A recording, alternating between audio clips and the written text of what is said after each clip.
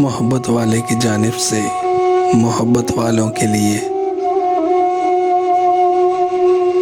कभी होती है अपनों से, कभी होती है सपनों से, कभी अनजान राहों से, कभी गुमनाम नामों से, कभी होती है फूलों से, कभी बचपन के झूलों से, कभी बेइख्तियारी में, कभी पक्के उसूलों से। मोहब्बत एक सदाकत है, मोहब्बत एक इबादत है। दुखों में रोल देती है,